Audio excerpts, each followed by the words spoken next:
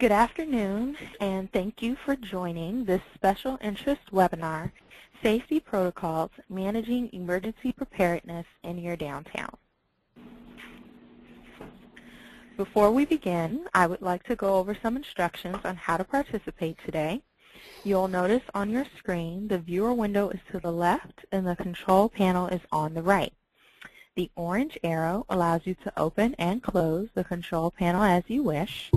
You can also switch to full screen, and you can hide your panel as well. Right now, all attendees are in listen-only mode and have been muted. In your audio pane, you will notice you were defaulted to mic and speakers when you signed into the webinar. If you would like to use the telephone, simply click here and then dial in with the provided number. You will be asked for an audio pin, which will come up below the number.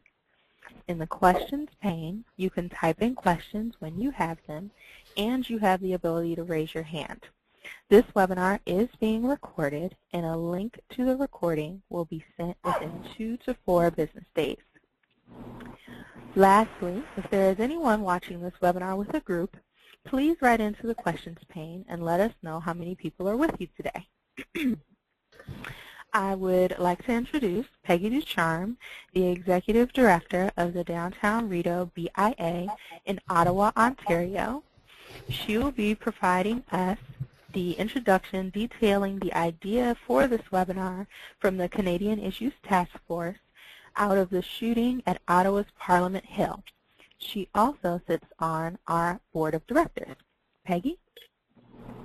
Good afternoon. Thank you, everyone, for joining us. As Vice Chair of IDA's Canadian Issues Committee, I engaged a discussion with the BIA leaders across Canada following the October 22nd attack here in the heart of Canada's capital city. The attack by a lone gunman resulted in the death of an unarmed ceremonial guard at the National War Memorial and an exchange of gunfire inside the Parliament buildings that killed the attacker a few feet from members of Parliament caucus meetings. Our dialogue at that time discussed protocol procedures in cities across Canada and how BIAs were engaged and utilized during emergencies as an important communications resource, network, and impacted stakeholder. We discovered that many cities do not engage and utilize their BIA resources during emergencies. We further learned that many cities did not engage their BIAs in evaluation after the situation either, to establish protocols to respond to future emergencies. Here in Ottawa, we did previously have an informal process where our police contacts would engage us with information and updates and recommend action on activity they expected to be disruptive, such as protest marches and demonstrations. And these mostly surrounded occurrences pertaining to G8 summits. This also included post-mortem participation. This process was based on police individuals choosing to engage us as community and not part of an established protocol. In recent years, we have seen this informal process disappear as police resources and priorities shifted. During the attack in our downtown on October 22nd, we found ourselves, like everyone else, relying on information fed over social media and credible media. Social media, of course, in recent years has posed an entirely different situation for us all to address. Members of the public and our business community were looking to us for leadership, direction, and information, which we did not have to provide because we were not included in the emergency communication network. As fear and concern spread on our streets and property after property went into lockdown mode, we found ourselves following suit for our own office and communicated to our membership what credible media were reporting as advised by emergency response services. There was also confusion over what did lockdown mean. Our internal postmortem with our members' major property committees revealed the following. They had no or limited contact by police or other emergency response services advising what was going on or what to inform businesses or the public to do. Smokers who left buildings were unaware of the situation and found themselves locked out of their buildings and unable to enter other buildings, while seeing large numbers of armed police filling the streets and hearing rumors of several gunmen running loose. Staff of hotels and office buildings were unsure whether to open their doors to let stranded people inside in case they may be the gunmen sought. Transit routes were relocated with no means of informing the public of where to access transit or whether it was still functioning. And the ordeal and lockdown lasted 6 hours before being lifted, and for staff on Parliament Hill, upwards of 10 hours later.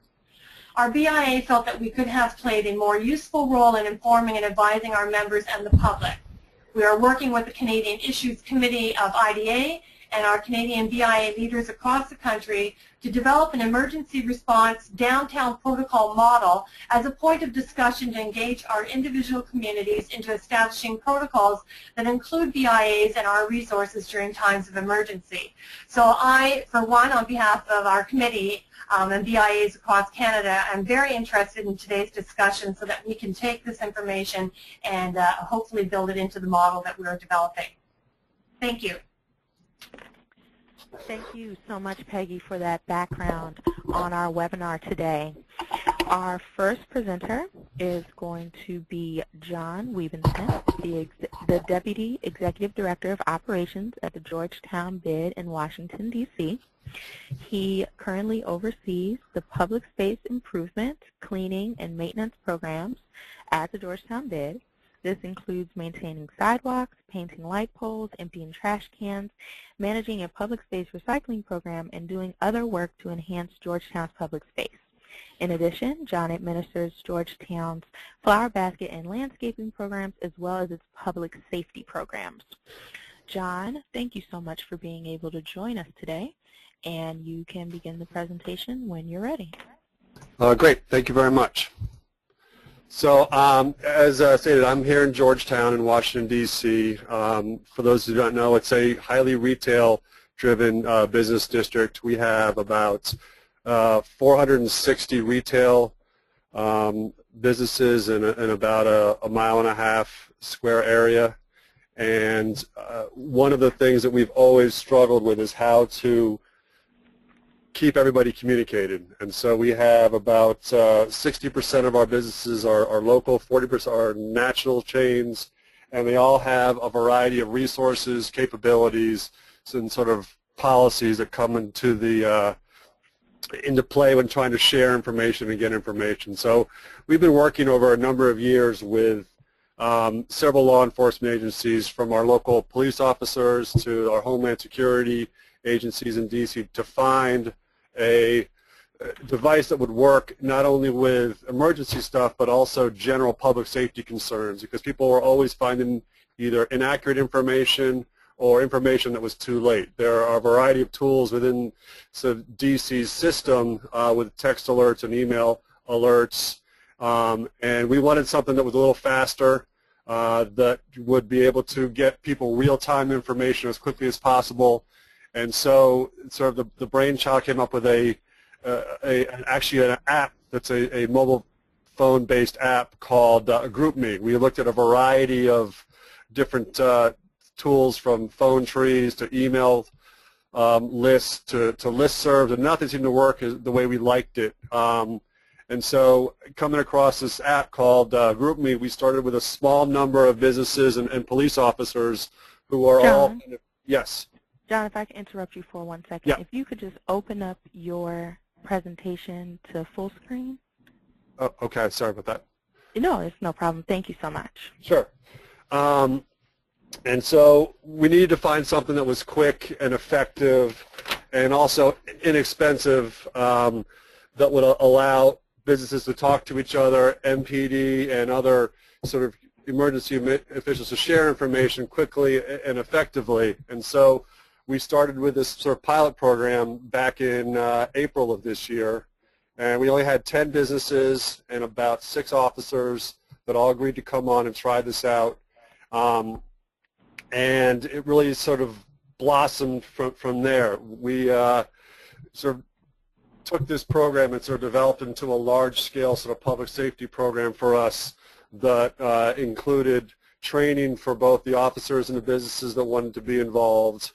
We do regular introduction sort of sessions in which each business who wants to come in, or each community member, or which officer goes through the protocol, goes through the training. We have a sort of regular user guide that's been developed and sort of constantly evolving based upon what we're seeing and feedback we're getting from both police officers, Homeland Security officials with information that they need, as well as the businesses to share what information was very helpful to them, whether it be traffic information, whether it be security threats, whether it be just general public safety concerns.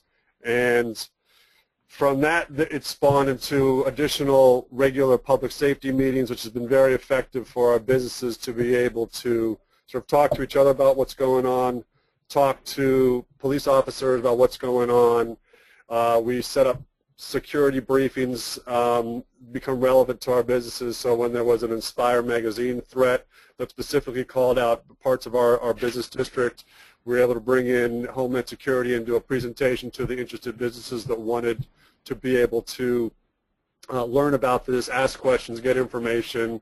We are currently up to about 240 members, which include about 40 police officers, Homeland Security officials, and they're able to share both sort of globally throughout the entire group, or if there are specific questions for another business or police officer, they can text them immediately and sort of get some responses that way. And so it really has, I think, helped folks feel a lot more connected with the not only sort of public safety concerns, but when we have situations in Washington, D.C., like the Inspire magazine sort of threat, when we have World Bank protests, IMF protests, and we weren't quite really didn't expect to see the benefit was all the Ferguson protests that we had in sort of December of this past year, and there was so many sort of organic protests popping up all across the city, impacting traffic, impacting how people would get around the city. It became very hard for folks to really know what was going on, what direction they were heading, how long they were in specific situations, and so this program really helped people get dialed in really quickly. You had officers sharing information as they got it. Businesses could share information as they got it. We had other folks who could bring in the resources to get real information that became extremely helpful to our businesses and I think the Georgetown community in general. So I think looking at this program, it has helped with crime prevention and deterring crimes, but it's also really strengthened the communication between business and business, and police and law enforcement agencies, which I think was sometimes lacking, that they could not get credible, real-time information so they could either plan their business stuff or know how to get around the city or how it might impact their professional or their family lives.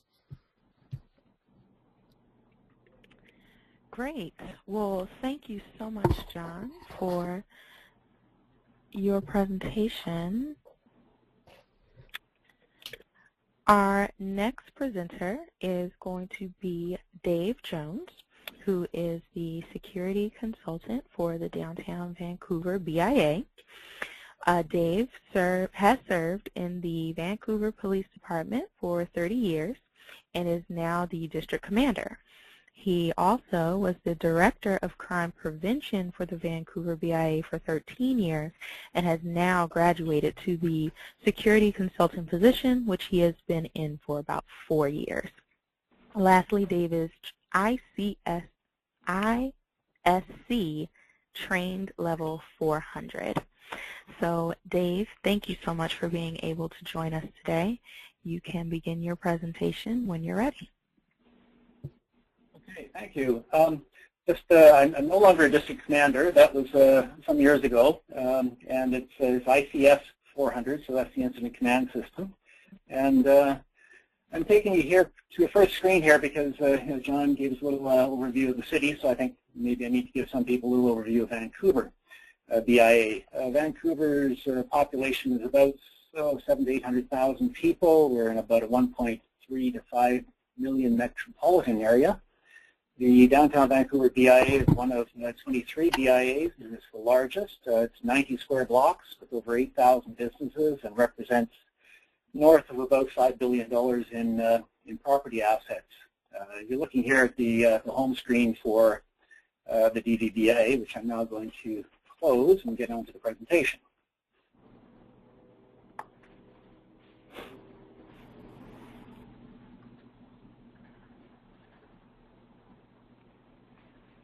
Okay, is that live there, Rebecca?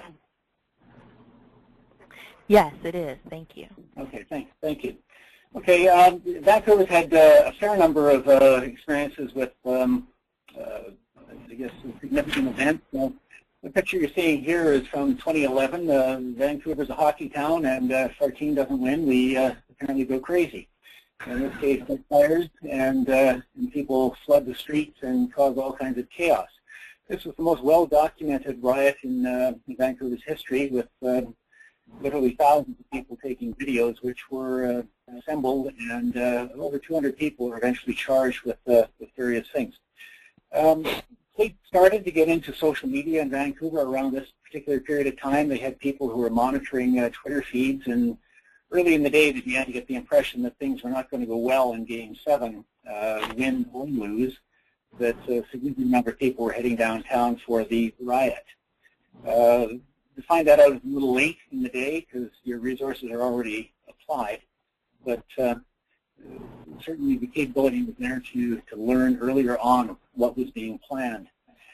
In training and emergency operations, the DVBI has a safety and security committee. We have people from educational institutions, from social agencies, from police and business interests on that committee. And we meet now fairly regularly with the City of Vancouver Emergency Operations Liaison. It's become clear as Vancouver gets its emergency planning process in gear that BIAs have a significant role in assisting them in an emergency situation. And so we have two of our senior staff members at the DVBIA have taken the ECOM or EOC 101 course, which familiarizes themselves with how an emergency operations center works, and two of them are also scheduling for the ICS or the Command System 100 level to give them a picture of how major events are actually managed.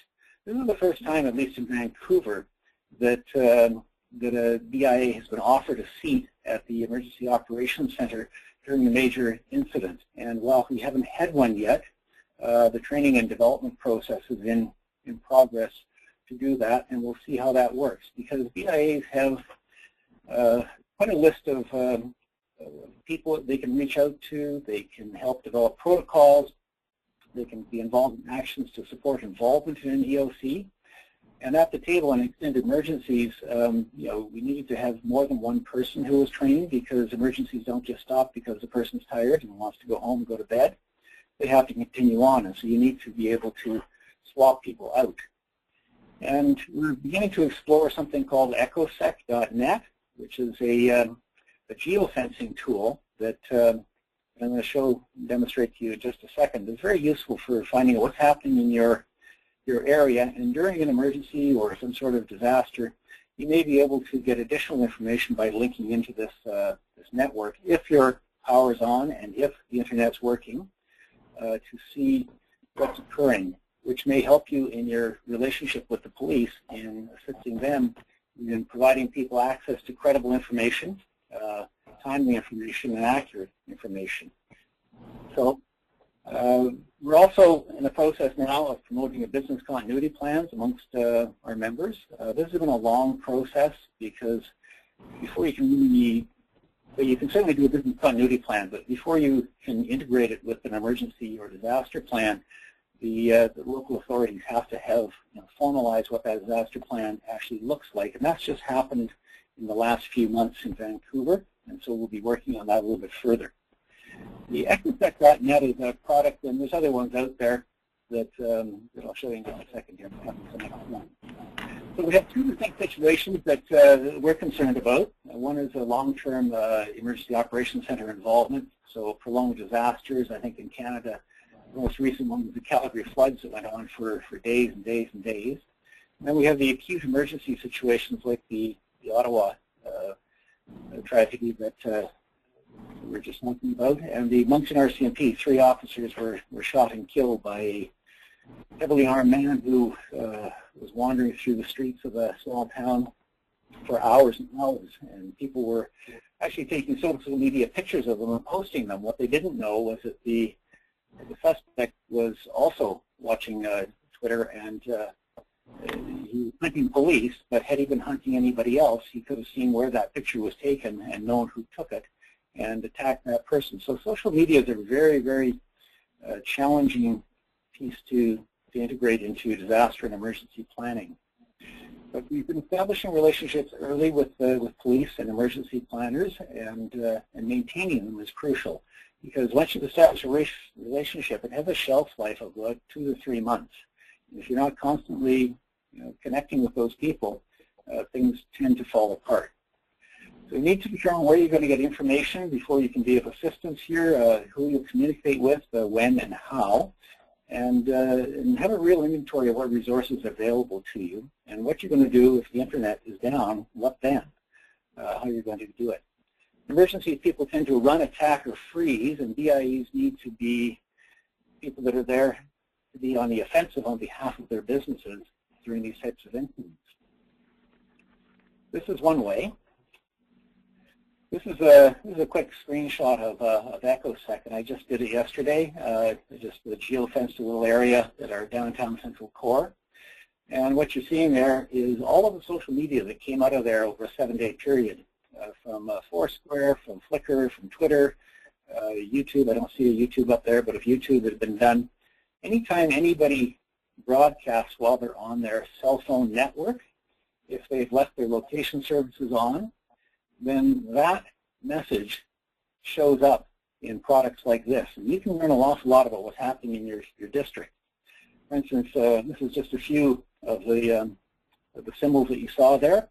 And you can take Jack FM, for example, and you can go deeper into Jack FM's Twitter account in this case and see, unless they blocked it, literally everything that Jack FM has published.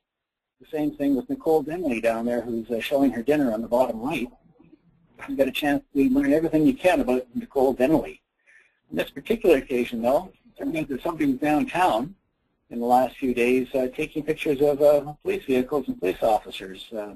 I think this is actually for a Vancouver police project that they're doing. So there's nothing sinister about this. This gives you just a bit of an idea. You can imagine what happens in an emergency situation. Everybody starts hitting their phones to tell all their friends what's happening. They start taking pictures. And this is where the business improvements or bids and police can be fairly effective in getting information out to people, making sure that the rumors are dispelled.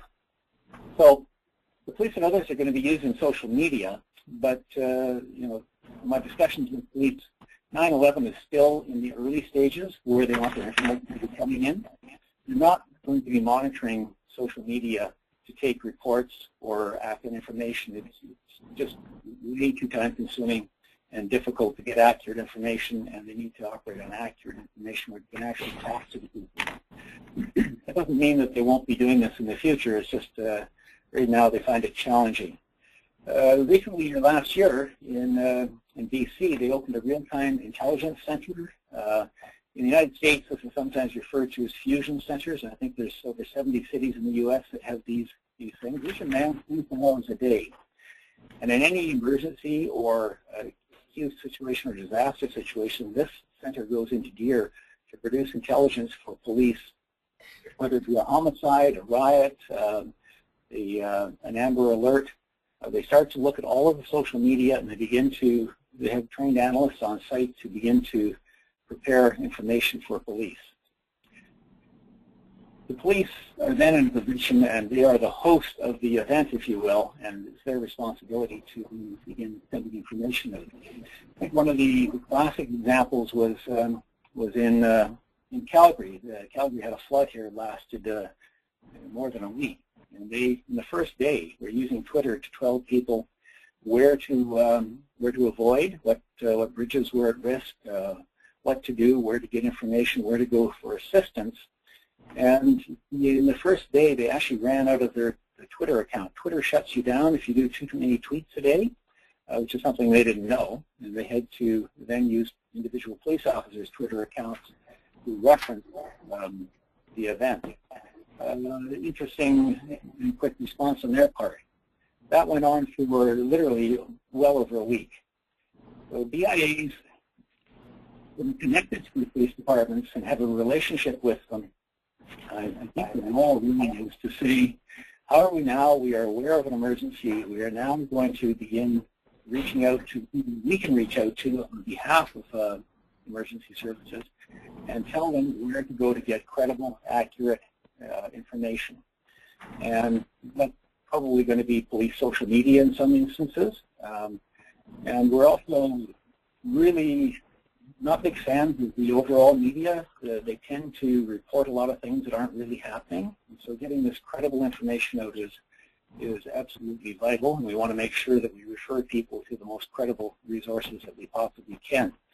And we believe that if the police begin to more effectively use social media here, the media will begin tying into them and themselves provide more accurate, timely information. It's useful to make sure that people understand what the police are doing, verifying information, quelling rumors. Media are better informed so they don't stampede people. The focus has to remain on public and police safety. In some cases, we've seen people tweeting and taking pictures of police actions, which are, of course, public, and the suspects themselves can see what's happening. And there's an interesting study recently out of Harvard showing that police run the risk of losing public trust if they don't communicate actively on social media. That's becoming more and more expected. Not that the seniors are still on it. It's just becoming more expected in the younger people. The City of Vancouver has an evacuation plan, and the DDBI Safety and Security meeting working with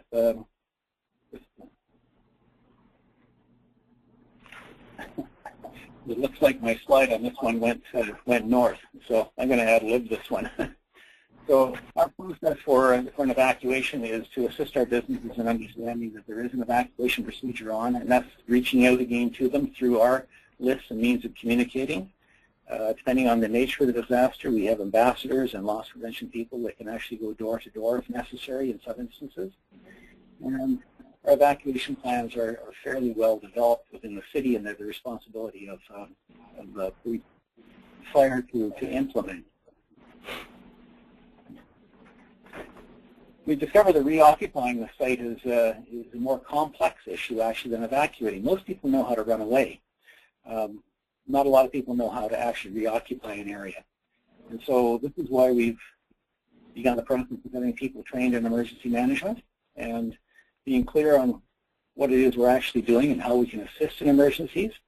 And that's getting word out when things are safe. For those of you who are property managers or dealt with buildings before, if a building's been damaged, it actually has to be assessed by an engineer.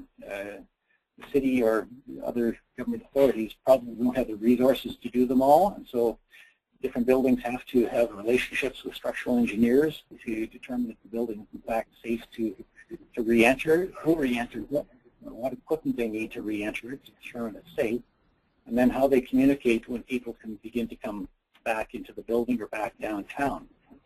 The BIA can assist in several ways, one of which, of course, is getting that message out to all of their contacts to help businesses with their business continuity plans and to make sure that we assist the authorities in communicating the evacuation procedures and emergency planning procedures in amounts that are digestible by people, because nobody's going to read a 42-page report that details the evacuation plan for the City of Vancouver. We can also tap into public sentiment on things, and what I'm going to show you next is the post-Stanley Cup, second post-Stanley Cup riot, and how to build a positive outcome, because we think the BIA has a real role to make sure that people reinvest in the city. And this was the evening after the Canucks lost, and people went insane. Just the short version. This was the day downtown. The next day, virtually every window smashed out of this building. And we saw an interesting thing. Just general people started coming downtown. A guy in a backpack with a broom and a pan. There were also workers out there doing some work, but the people were so disgusted that they came out. And the DPPI tapped into that sentiment. And on those plywood hoardings on the windows, people came down and they expressed themselves in a very strong way about what had happened. And the DPPI tapped into that sentiment and developed what was called the Van Lover program, and created a fund to help people who weren't large companies or whose insurance wasn't up to snuff get back in the game. And a lot of people benefited from that, and it was a very well received, well executed program. This is the President and CEO of the Downtown Vancouver Business Improvement Association, and these T-shirts were all over Vancouver for a period of time after that riot. If you wanted to support Vancouver and come down, I think that went an awful long way to helping people weather what was a very bad event and come back in. So I'll stop there and turn the floor over. Okay, thank you so much, Dave, for your presentation. Our last presenter is going to be Martin Kramer, and Martin comes to us from the Downtown Dallas Incorporation. He's the Vice President of Public Safety. Martin has over 25 years of experience in public safety and corporate security, working with the Downtown Dallas stakeholders.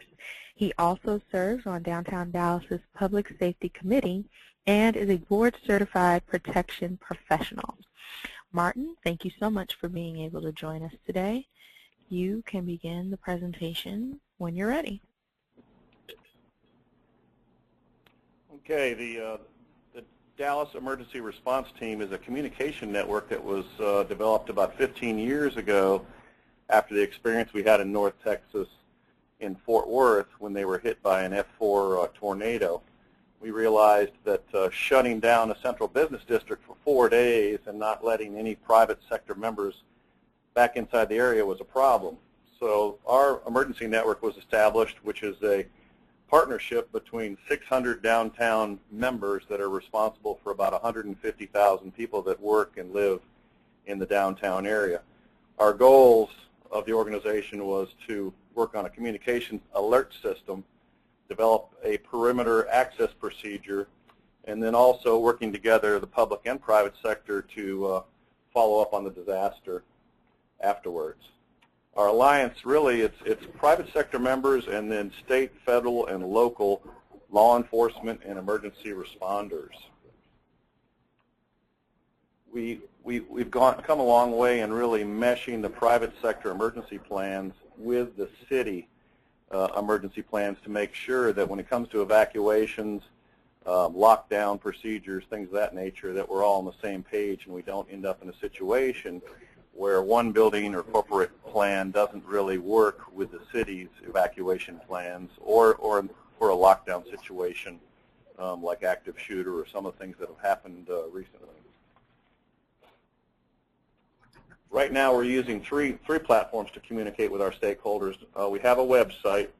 We have our own AM radio station. If all else fails in Dallas, there's no power, there's no internet, we have our own 1680 AM station that can broadcast to those people that still have an AM radio, and they can receive messages from our Dallas Police Department Fusion Center.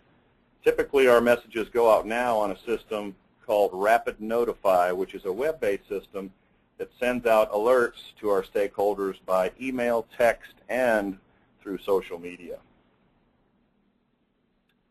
Our training simulations, we are currently partnering with the Dallas Office of Emergency Preparedness. They hold quarterly tabletops, and they invite private sector members, law enforcement, and emergency first responders to sit through these half-day scenarios where we kind of walk through some of the different things that may occur, whether it's a major fire, road closures, gas leaks, or even an active shooter situation. One of the key elements that we really benchmarked from NYPD after 9/11 was we set up a credentialing system for key personnel with corporate and building owners that they have their own IDs which are issued every 2 years. And what these IDs do is during and after the emergency, it gives these key personnel the ability to go to the command post of the first responders and gain access back into the downtown area or to their building. And that's really key because in the Fort Worth tornado, as the damage to the buildings really couldn't be repaired until law enforcement permitted people back into the downtown area. And waiting 4 days for that was really a problem. A couple of the recent activations we've had with our dirt alert system is we've got a problem here in North Texas with tornadoes. We've had a couple active shooter scenarios where buildings went into lockdown status. We've got a number of schools in our downtown area that are very sensitive to those type of emergencies. And again, it's always critical to get these messages out to where people don't have to rely on social media or what's being reported by the local TV and radio. That's really it for us. We've had a lot of luck with the new Rapid Notify system. The alerts are actually sent by our law enforcement, the Dallas Police Department Fusion Center sends out the alerts, but the database is maintained by the Downtown Improvement District to ensure that we've got the messaging going to the right folks. Okay, thank you so much, Martin, for your presentation. We do have a couple of questions coming in. So the first question is for John. It is, your program sounds robust and well integrated, yet very time and staff resource heavy to maintain. Is this the case? Not too much. A lot of my role is really on the administrative side, making sure that the members who are enrolled are sort of the right folks. I get great partnership from my really on-the-street officers and other sort of law enforcement folks who provide great information and very active. We've got folks that are kind of all a variety of shifts that all are supplying information, responding to businesses. So it took a while to kind of build up that kind of rapport where people became very interested, and it almost runs itself. If there are large information that I need to push out from like our Fusion Center or our Homeland Security folks, I can help do those, but a lot of it's really kind of live time. We've got very proactive officers, and our businesses who kind of respond well, and they kind of figured out how to work with each other. So my biggest part is making sure that people are staying focused on public safety, and if there's a new person who wants to enroll, they come through me, and we just sort of walk them through the protocol. Okay, thank you very much. Our next question is for Martin. Martin, you mentioned communicating on 3 platforms. How do you get the contact information for each of the stakeholders? And also, in other words, who collects and maintains the individual email or text numbers for participants? You know, we thought about doing, we have on our website, we thought about self-enrollment and then vetting who's joining to make sure they're an actual qualified building manager, owner, or some type of facility corporate person, and that really doesn't work. The real challenge we've had with our database, maintaining it, is out of the 600 members, we're seeing about a 25% turnover rate each year in people that manage and operate these buildings and facilities. And that's really where the improvement district comes in to make sure that the database is kept up to date. The city's just not set up to maintain that kind of a key database. Their emergency network is comprised of a reverse 911 dial-up system, which is really not that effective when you consider the majority of people are using cell phones. So we maintain the database. It's not that cumbersome, but it is. There is some, it's probably taking us to do that quarterly. It's probably 40 to 60 man-hours to continue to update that database and make sure we've got the right email addresses and cell phone numbers so they can get the notifications either by text or email through Rapid Notify. Okay, thank you very much. The next question we have is back to John. Is the GroupMe app customizable, and was it one flat fee, or is this something you pay for monthly? Well, what we really liked about it is that it is free, and it goes across a variety of platforms.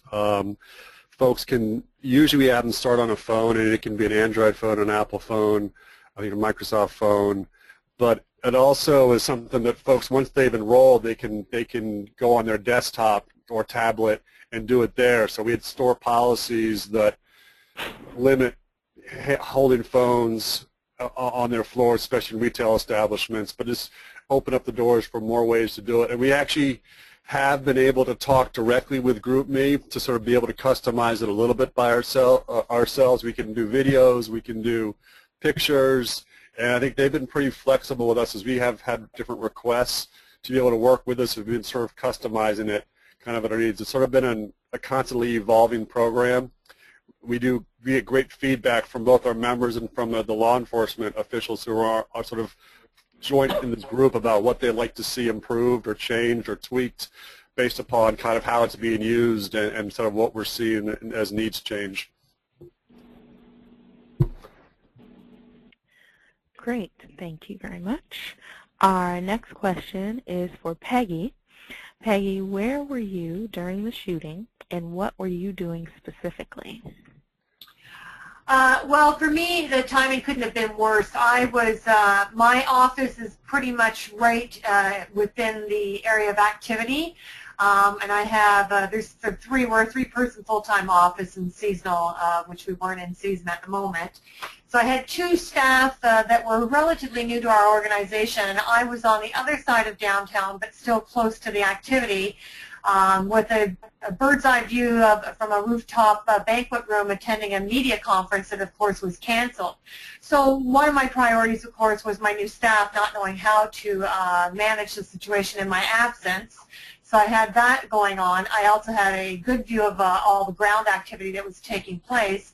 But I also was concerned with the reports from my staff about what they were viewing outside our office windows of all of the ground activity, the numbers of police, the confusion created by social media and all the misreporting from that, you know, including gunmen in our shopping malls and in our hotels, none of which was even remotely accurate.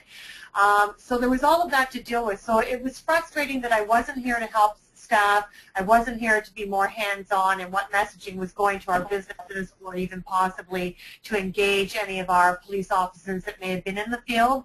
But it was just, for us, I think we were more impacted by the fact that it was a Parliament scenario unfolding. So that was, once again, other layers of jurisdiction brought into play in law enforcement. So that's something we haven't overly talked about too much here. I think some of the other panelists mentioned it slightly, but certainly in a nation's capital or a capital city, you do get more of that factoring into the protocol unfolding. So certainly we saw that as a difference for us this time around in our relationships with police for sure, because they were a few tiers down on the protocol level of law enforcement once the activity was taking place on the Hill itself. Typically in the past, though, we would have, you know, been more the voice of the, you know, minimizing, elevating concern, communicating the police messaging, you know, of what people should be doing. In G8s, it was typically, you know, the level of threat that we would receive from their intelligence as to whether windows should be boarded up, those kinds of things. So this was just a whole different experience for us that we had not encountered previously. Okay, thank you so much, Peggy, for that response. Our next question is open floor, and it is, does anyone have special procedures or work with any event staff that might be operating in your downtown? This attendee manages a very large farmers market in Iowa, and they are looking to update and improve their emergency procedure plan, which might be in response to weather or other emergencies. It's Martin in Dallas. We've got a farmer's market in our downtown area. I don't believe they have any specific plans on site, but I think they fall back more on the city emergency response plan. When it comes to severe weather, we have a tornado alert siren system, like a lot of cities in the U.S., that goes off in the event of a severe weather. But once that, if someone has those resources, I'd like to take a look at them. I know here in D.C. that Homeland Security Special Events has retweaked a lot of their protocols, especially with marches and races after the Boston bombing. So I know that they've sort of took the lead in sort of establishing new guidelines and protocols, and so you may want to talk to whatever sort of local agencies you have that are in charge of that, because I know there has been a big shift in how to approach some of these situations based upon some of the events that's happened in the last couple of years.